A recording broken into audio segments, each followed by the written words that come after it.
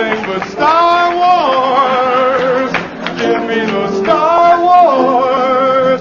Don't let them end. Bienvenidos, worldwide fans of our planet's hottest entertainment with an edge from a galaxy far, far away.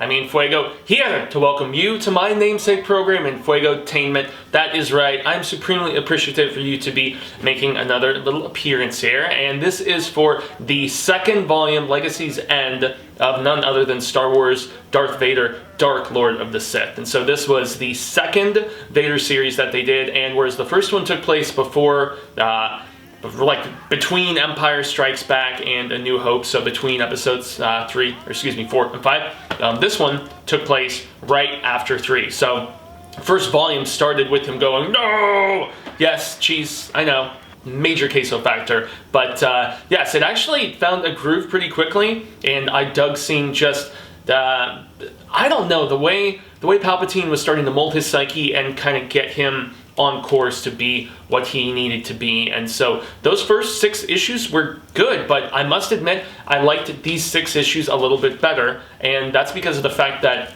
we essentially started seeing the contempt for Vader that was arising amongst other Imperials. And so, I mean, when they switched from, the Republic to this Imperial Empire, Galactic Republic to Imperial Empire, and Palpatine just, Order 66, all the stuff that we know about.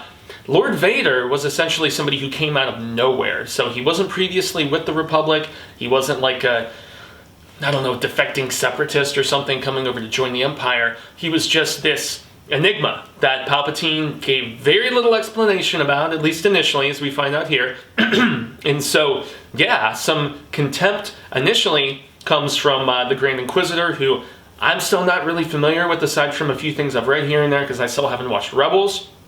This takes place during the Rebels era, obviously, and so I'm very stoked after just reading A New Dawn recently, and getting to know Kanan and Hera and stuff. I'm very just pumped to get cruising through that show for the first time. I've watched all of the Clone Wars and enjoyed a good chunk of Season 7, but I don't know, in some ways I like the Lost Missions better, but that's for a different day and a different bit of discussion. So it's just interesting, these Grand Inquisitors, the Inquisitors, but more so, the Grand Inquisitor, they're all former Jedi Padawans that they're not quite Sith, but they've been exposed to the dark side, and they're essentially tasked with the mission, for those who don't know, of going out to track down Jedis that have escaped Order 66 and are hiding throughout various areas of the galaxy, and, put a splatter on them, take them down.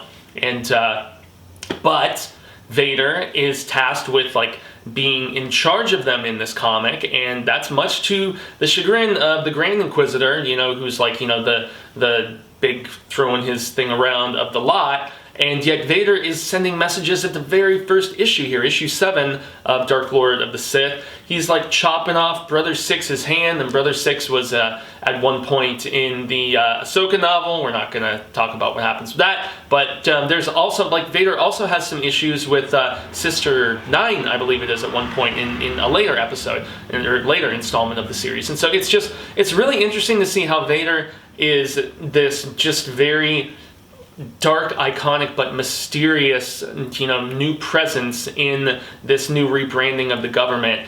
And he just basically goes around informing people of his power and just how high in esteem he is with Palpatine. And yet there's also another story that we get where the main first, I think, 4 issues, if I'm not mistaken, 3 or 4 issues, is about this woman who used to be in charge of the Jedi Temple and all of its all of the records specifically there, and she also has a secret thing that she is hiding, something very, very specifically important. And so she is off trying to prepare a spot for a new, much smaller scale Jedi, training area for, Force-sensitive kids and whatnot. And, but she decides to go back to Coruscant because she needs that particular thing that Palpatine is aware she is still the keeper of. They know she's alive, and there's obviously conflict with her and Vader. Some shizzle goes down, and it's interesting what ends up transpiring. And it shows that despite the fact that Vader is right under Palpatine's wing, there is still maybe an essence of distrust on both sides, maybe a little bit. I mean, you got just the slightest tinge of it with a couple moments in Lords of the Sith, which was the novel that I read last year, which takes place around this same time period, and that's where Vader and the Emperor, they crash land on Ryloth, and it's a really dope book, man. Very, very fun. But yeah, there's still like, his mind is wavering like a little bit, at least internally, you know, occasional dream and stuff like that. They don't really go into that essence of explanation here, but yet there are certain bits of information that you know one side is holding from another, and you suspect another side is. So, I don't know, when you've got these baddies and none of them trust each other, and they're all kind of mischievously even plotting against each other. It's interesting. It's interesting. Vader even has a hit on him from this family of bounty hunters in one of the later issues, and so it's interesting, and it also continues to show Vader at his most ruthless, and not just with the presumed, you know, rising rebel kind of situation, or even against fellow Jedis. He is ruthless with the others in the Imperial Empire that he thinks are trying to go after him, and it's very interesting. And I don't know, man, Anakin as Vader in these sort of stories and the way they're portraying him here, he is very much becoming almost, dare I say, an anti-hero. You know, we still, like, we're just like, oh, that asshole, but just like how they, almost like how they turned Negan, which is the reversal of this, you know, how they kind of made people root for him as an anti-hero, or even like guys like Stone Cold, who started out as heels and effing off and whatever everybody, and then it's been done in so many different mediums, where somebody who is a true and blue evil portrayal in the storytelling can somehow shift into that shade of gray area, and that's at least, you know, when others are plotting against him, he lays the smack it down, and it's interesting, man. And so I really dug this book. There's still another set of volumes, so